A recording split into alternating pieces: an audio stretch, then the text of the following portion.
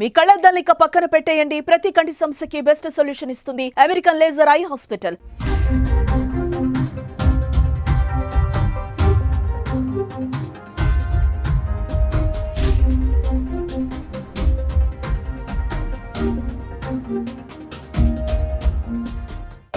Hi hello నమస్తే, welcome to Suman TV. నేను మీ సుకుమారి. Present అయితే మనం గుడ్లూరులో ఉన్నాం. నిన్న రాత్రి 6ంటికి అడవిరాజుపాలెం నుంచి ట్రాక్టర్ వస్తుంది, గుడ్లూరు నుంచి ఆటో వెళ్తుంది. సో అందులో ట్రాక్టర్ ఆటోని గుద్దియడం వల్ల ఒక చిన్న బాబు కాలు ఇరిగిపోవడం జరిగింది.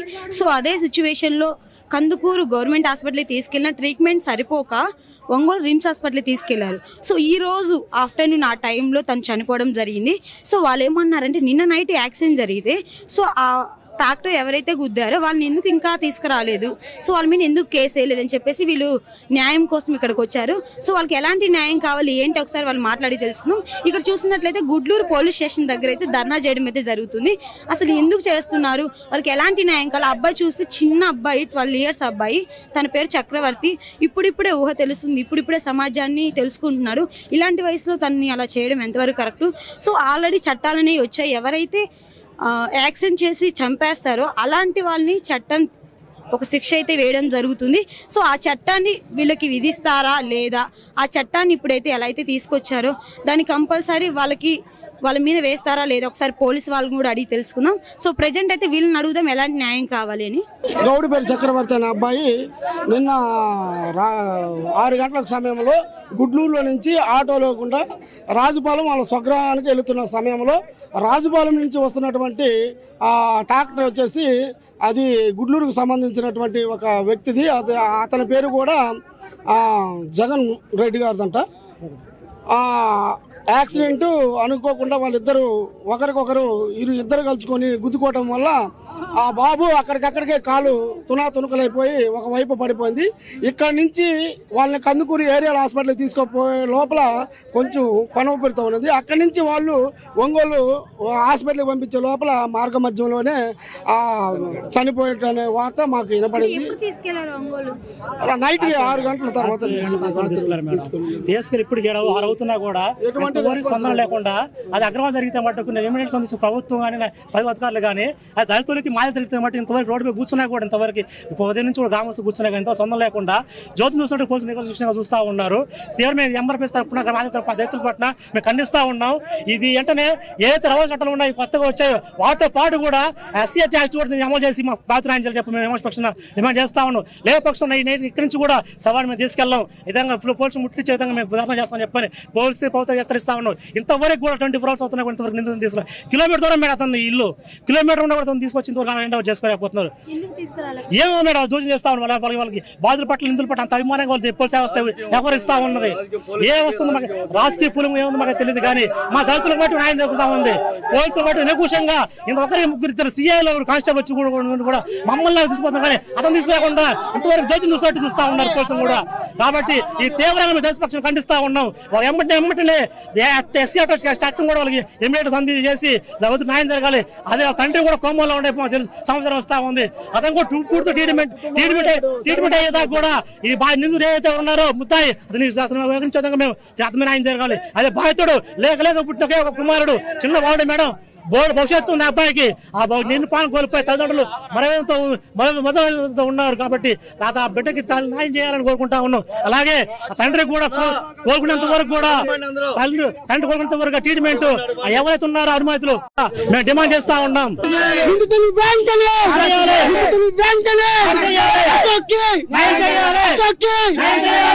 చూసినట్లయితే వాళ్ళ ఫ్యామిలీ మాకు న్యాయం కావాలని చెప్పేసి అబ్బాయి డెడ్ బాడీని అయితే లోపల తీసుకోవడం జరుగుతుంది.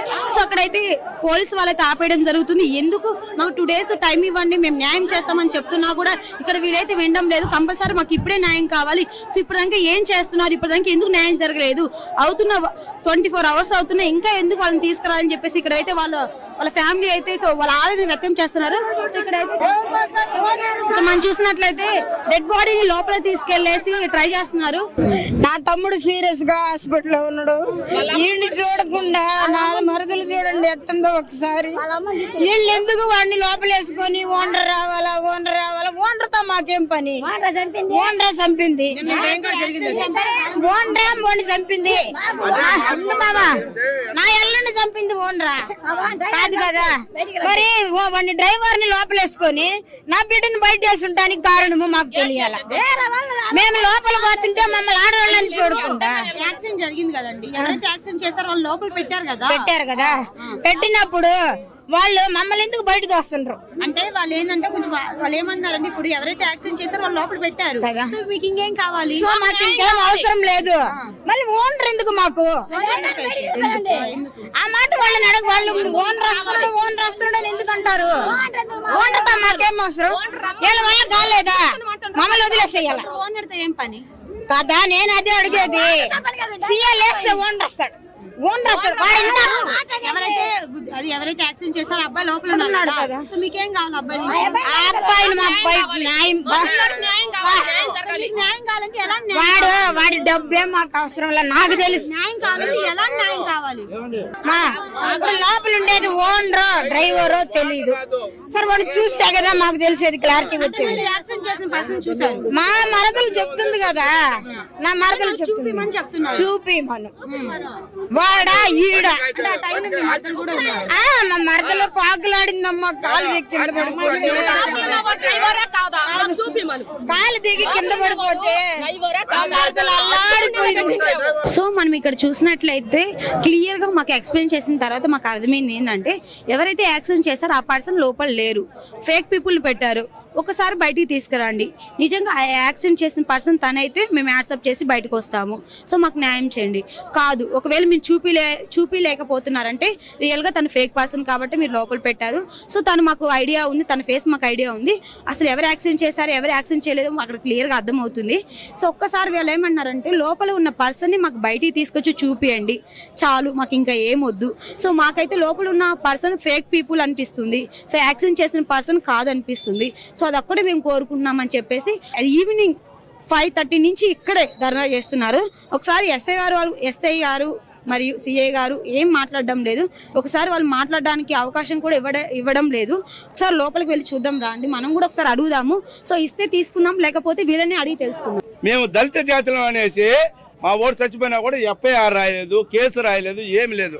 లోపల ఒకరిని కూర్చొని పెట్టేసి ఆ బండి లేదు, ఆ బండి కూడా ఎక్కడుందో కూడా తెలియదు, ఏమి లేదు. ఏమీ లేకుండా ఈ మాట చేస్తుండే సార్. మేము న్యాయం ఎవరిని అడగాల చెప్పండి సార్, న్యాయం ఎవరిని అడగాల? థియేటర్ బోల్తా పడింది, అది బోల్తా పడింది. ఆటోలో నుంచి పేపర్ స్టేట్మెంట్ ఏమి ఇస్తారు సార్? మానిక ఆటోలో నుంచి ఎగురు దూకినాడు, ఆటోనే గుల్ల అయిపోయింది, ఆటోలో నుంచి దూకేసినాడు అని చెప్తారు. న్యాయమా సార్? అదే ఎట్లా సార్? అదే గేట్ ఏం సార్? అది సబ్జెక్ట్ ఏం? అదే స్టేషన్ కి ఎందుకు తలపేసుకొని బయట నుంచి ఉంటారు? నిలబడావు మాట్లాడు, ఏం సబ్జెక్టు? దీని గురించి మాట్లాడు, 10 మంది ఓనరా పక్క నిలబడి అడుగు సార్, మాట్లాడతామా? నువ్వు గమ్మున భయపడి అటు పక్క పోతే అటు సార్. న్యాయం మాట్లాడండి సార్. మేము అన్యాయంగా పోలేదు సార్, మేము లేనోళ్ళం సార్. న్యాయం కోసం. న్యాయం అంటే ఎలాంటి న్యాయం కావాలి? ఇప్పుడు బిడ్డకి అన్యాయం జరిగింది మేడం, దానికి న్యాయం ఏమి? ఓనర్ వస్తే మాట్లాడతాం. ఓనర్ యాడ్ ఉన్నాడు? డబ్బు కావాలా లేకపోతే డబ్బు గురించి కదా ఈ సమస్య. ఎందుకు, ఏం జరిగింది, దీని సబ్జెక్ట్ ఎడ చేయాలా? ఎట్ట మేడం దీనికి ఏదైనా అదే ఇదా? ఇప్పుడు ఎవరైనా కానీ ఏం మేడం, అది కానీ మేము డబ్బు కోసమే డిమాండ్ చేయటం అది చేయటం అని మేము అంటాం లేదు మేడం. ఇప్పుడు ఏం జరిగింది, దానికి ఏం న్యాయం జరగాల? ఇది చేస్తాము, ఇది చెయ్యము అని చెప్పండి. మాది గుడ్లూరు. నిన్న సాయంత్రం ఆటో యాక్సిడెంట్ జరిగింది. ఆటో ట్రాక్టర్ ఢీకొని ట్రాక్టర్కి ఒకే లైట్తో వస్తున్నాడు. ఒకే లైట్ ఉన్నప్పుడు దిమ్మివ్వాలి, దిమ్మి ఇవ్వకపోవటం వల్ల ఇది బైకే కాదని చెప్పేసి ఆటో అతను స్ట్రైట్గా రావటం వల్ల వెనకాల ఉండేటటువంటి అడ్డ అయితే ఏదుందో దాంతో కొట్టడం వల్ల అబ్బాయి కాళ్ళు దిగిపోయి చనిపోవటం జరిగింది. ఇప్పటి వరకు పోలీసులు అంటే నిర్లక్ష్యంగా ఉన్నారు. ఎందుకు అరెస్ట్ చేయలేదు బాధితుడికి న్యాయం జరగాలని మేము కోరుకుంటున్నప్పుడు ఓనర్ని తీసుకురావటం లేదు. ఓనర్ని ఎందుకు తీసుకురావటం లేదని మేము క్వశ్చన్ చేస్తే మీరు లోపలికి రండి మాట్లాడుకుందాం అంటున్నారు. ఏంటి వాళ్ళ ఆలోచన ఏంటి? పోలీసులకు వాళ్ళకి ఏముంది? ఇప్పుడు మేము ఓనర్ని అడుగుతున్నాం కదా, ఓనర్ని తీసుకొస్తే ఏమవుతుంది? ఎందుకు తీసుకురావటం లేదు? ఓనర్ వస్తే మీకేంటి? మేము అడుగుతున్నాము. డ్రైవర్ మీరు కాదు కదా. పర్సన్ కావాలి. మేము ఏదైనా న్యాయం కావాలని అడుగుతాము, డబ్బులు కావాలంటాం. డ్రైవర్ ఇస్తాడా? పోలీసులు ఇస్తారా? మేము అడుగుతుంది ఓనర్ని అడుగుతున్నాము. ఓనర్ దగ్గర మేము చెప్తాము, మాకు కావాల్సిన డిమాండ్స్ చెప్తాము.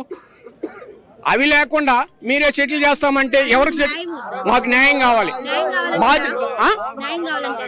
న్యాయం కావాలంటే చనిపోయాడు కాబట్టి, తిరిగినాడు కాబట్టి, వాళ్ళ తండ్రికి కూడా హాస్పిటల్లో ఉన్నాడు కాబట్టి, ఒక ఆమె ఉంది కాబట్టి వాళ్ళకి ఆర్థికంగా న్యాయం జరగాలని మేము కోరుకుంటున్నాం. మా డిమాండ్ అది.